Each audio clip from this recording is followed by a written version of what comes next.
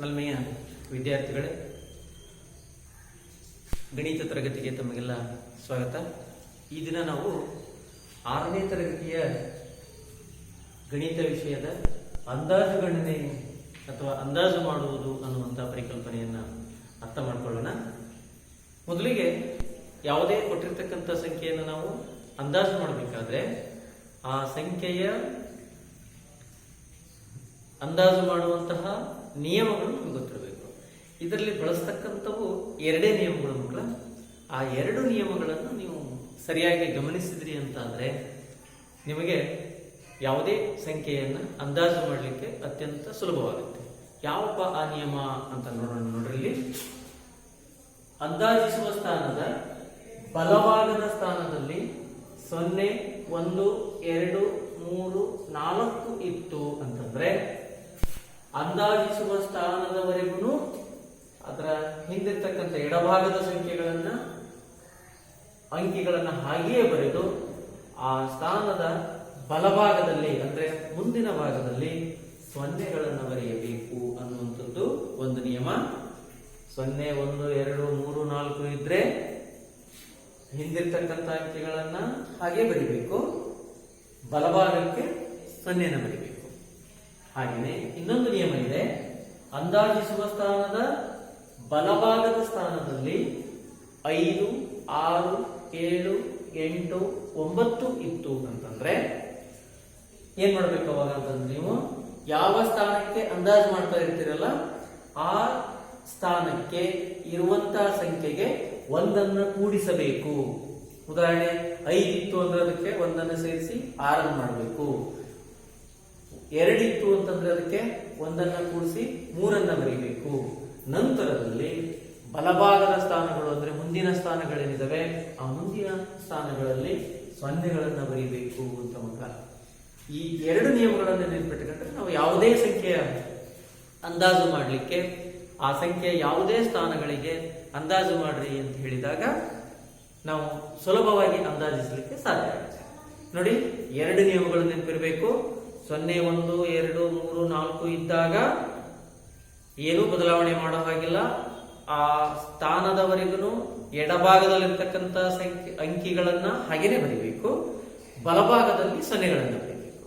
ಒಂದು ವೇಳೆ ನೀವು ಅಂದಾಜಿಸುವಂತಹ ಸ್ಥಾನದ ಬಲಭಾಗದ ಸ್ಥಾನಕ್ಕೆ 5, 6, 7, 8, 9 ಇತ್ತಪ್ಪ ಅಂತಂದ್ರೆ ನೀವು ಅಂದಾಜಿಸುವ ಸ್ಥಾನಕ್ಕೆ 1ಅನ್ನು ಕೂಡಿಸಿ ನಂತರ ಬಲಭಾಗದ ಸ್ಥಾನಗಳಲ್ಲಿ 0ಗಳನ್ನು ಬರೀಬೇಕು. ಎಡಭಾಗದಲ್ಲಿರ್ತಕ್ಕಂಥ ಸ್ಥಾನಗಳು ಏನಿದ್ವಲ್ಲ ಅದೇ ಅಂಕಿಗಳನ್ನು ಬರೀತಕ್ಕಂಥದ್ದನ್ನ ನೀವು ನೆನ್ಪಿಟ್ಕೋಬೇಕು ಮಕ್ಕಳ. ಹಾಗೆ ಒಂದು ಉದಾಹರಣೆ ನೋಡೋಣ. ನಿಮಗ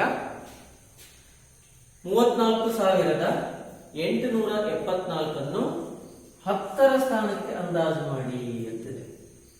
ಯಾವ ಸ್ಥಾನಕ್ಕೆ ಅಂದಾಜು ಮಾಡಬೇಕು? 10ರ ಸ್ಥಾನಕ್ಕೆ. ಅಂದ್ರೆ 10ರ ಸ್ಥಾನಕ್ಕೆ ಅಂದಾಜು ಮಾಡಬೇಕು ಅಂತಂದ್ರೆ 10ರ ಸ್ಥಾನದಲ್ಲಿರುವ ಅಂಕಿ ಯಾವುದು ಅನ್ನೋದು ನಮಗೆ ಗೊತ್ತಾಗಬೇಕು. ಇಲ್ಲಿದೆ ನೋಡಿ, 10ರ ಸ್ಥಾನದಲ್ಲಿರ್ತಕ್ಕಂಥ ಅಂಕೆ 7. 7ಕ್ಕೆ ಅಂದಾಜು ಮಾಡಬೇಕು ಅಂತಂದ್ರೆ ನಾವು 7ಅನ್ನು ನೋಡೋ ಹಾಗಿಲ್ಲ, ಅದರ ಬಲಭಾಗದಲ್ಲಿರ್ತಕ್ಕಂಥ ಅಂಕಿಯನ್ನು ನೋಡಬೇಕು.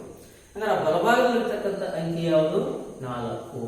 ಈ 4 ಅಂತಕ್ಕಂಥದ್ದು 1ನೇ ನಿಯಮಕ್ಕೆ ಬರುತ್ತೆ. ಹಾಗಾಗಿ ಇಲ್ಲಿ 3, 4, 8, 7ಅನ್ನ ಹಾಗೆ ಬರೆದು ಅದರ ಬಲಭಾಗದಲ್ಲಿ 1 ಅಂಕಿ ಇದೆ, ಅದಕ್ಕೆ 0 ಮಾಡಬೇಕು. ಆವಾಗ ನಿಮಗೆ 10ರ ಸ್ಥಾನಕ್ಕೆ ಅಂದಾಜಿಸಿದ ಸಂಖ್ಯೆ ಸಿಗತ್ತೆ. ನೋಡಿ, ಬರಿತಾ ಇದ್ದೀನಿ. 34,874. ಇದು ಅಂದಾಜು ಮಾಡಬೇಕಾದ್ರೆ ಇಲ್ಲಿ ಕೊಟ್ಟಿರ್ತಕ್ಕಂಥ ಸಂಖ್ಯೆಗೆ ಸಮ ಇರುವುದಿಲ್ಲ. ಹಾಗಾಗಿ ನೀವೇನ್ ಮಾಡ್ಬೇಕು ಅಂತಂದ್ರೆ ಸಮ ಚಿಹ್ನೆ ಬರೆಯೋದ್ರಲ್ಲಿ ಅಂದಾಜು ಮಾಡತಕ್ಕಂತಹ ಸಂಖ್ಯೆಗೆ ಇನ್ನೊಂದು ಚಿಹ್ನೆ ಇದೆ, ಈ ತರ ಬರೀಬೇಕು. = ಬರೆದು ಮೇಲೆ S ಅನ್ನ ಬರಿಬೇಕು. ಅದು ಅಂದಾಜು ಅನ್ನುವಂಥದ್ದರ ಸಂಕೇತ. ಸೊ ಇದನ್ನ ಬರೆದು ನೀವು 34,807 ಹಾಗೆ ಬರಿಬೇಕು. ಮುಂದೆ 4ರ ಬದಲಾಗಿ 0ಯನ್ನು ಬರೀಬೇಕು. ಈಗ 10ರ ಸ್ಥಾನಕ್ಕೆ ಅಂದಾಜು ಮಾಡಿದ್ದೇನೆ. 10ರ ಸ್ಥಾನಕ್ಕೆ ಅಂದಾಜು ಮಾಡಿದ್ದೇನೆ. ಹಾಗೆ ಇದೇ ಸಂಖ್ಯೆಯನ್ನು ತಗೊಳ್ತೀನಿ ಮತ್ತೊಂದು ಉದಾಹರಣೆಯಲ್ಲಿ. 100ರ ಸ್ಥಾನಕ್ಕೆ ಅಂದಾಜು ಮಾಡಿ ಅಂತೇಳಿ.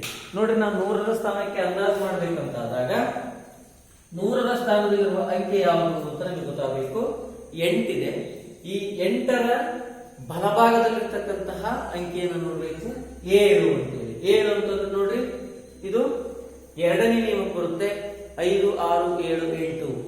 ಇಲ್ಲಿ ಸರಿಯಾಗಿ ಗಮನಿಸಬೇಕಾದದ್ದು, ಬಲಭಾಗದಲ್ಲಿರ್ತಕ್ಕಂಥ ಅಂಕೆ 5, 6, 7, 8 ಇತ್ತಪ್ಪ ಅಂತಂದ್ರೆ ಅವರು ಕೊಟ್ಟಿರ್ತಕ್ಕಂತಹ ಸಂಖ್ಯೆಗೆ ಇಲ್ಲೇನು 100ರ ಸ್ಥಾನಕ್ಕೆ ಅಂದಾಜು ಮಾಡ್ತಾ ಇದ್ದೀರಾ, ಆ ಅಂದಾಜು ಮಾಡುವಂತಹ ಸಂಖ್ಯೆಗೆ ಒಂದನ್ನ ಹೆಚ್ಚಿಸಬೇಕು. ಅಂದ್ರೆ 8ಕ್ಕೆ ಒಂದನ್ನು ಸೇರಿಸಿದಾಗ 9 ಆಗುತ್ತದೆ. ಆ 9ಅನ್ನು ಬರೆದು ಬಲಭಾಗಕ್ಕೆ ಸೊನ್ನೆಗಳನ್ನು ಹಾಕಬೇಕು. 34,874. ಮತ್ತೊಮ್ಮೆ ಹೇಳ್ತಾ ಇದ್ದೀನಿ, ಅದರ ಅಂದಾಜಿನ ಸಂಕೇತವನ್ನು ನೋಡ್ರಿ, = ಬರೆದು ಮೇಲ್ಗಡೆ ಎಸ್ ಅಂತ ಬರೀಬೇಕು, ಅಡ್ಡ. ಹಾಗೆ ಇದನ್ನು ಅಂದಾಜಿಸಿದ ಬೆಲೆ 34,008ಕ್ಕೆ ಒಂದನ್ನು ಸೇರಿಸಿ 9ಅನ್ನು ಮಾಡಿ ಮುಂದೆ ಸೊನ್ನೆಗಳನ್ನು ಬರೀಬೇಕು. ಸೊ ಹೀಗೆ 10ರ ಸ್ಥಾನಕ್ಕಾಯ್ತು, 100ರ ಸ್ಥಾನಕ್ಕಾಯ್ತು. 1000 ಸ್ಥಾನ ಕೊಟ್ಟಾಗ ನೀವು ಪಕ್ಕದಲ್ಲಿರ್ತಕ್ಕಂಥ 100ರ ಸ್ಥಾನವನ್ನು ನೋಡಬೇಕು. 10,000 ಸ್ಥಾನಕ್ಕೆ ಅಂದಾಜು ಮಾಡ್ರಿ ಅಂತ ಕೊಟ್ಟಾಗ ಪಕ್ಕದಲ್ಲಿರ್ತಕ್ಕಂಥ 1,000 ಸ್ಥಾನದಲ್ಲಿ ಇರುವಂತಹ ಅಂಕಿಗಳನ್ನ ಗಮನಿಸಿ ನೀವು ಅದಕ್ಕೆ ಅಂದಾಜು ಮಾಡ್ತಕ್ಕಂಥದ್ದನ್ನ ಮಾಡಬೇಕು ಮಕ್ಕಳೇ.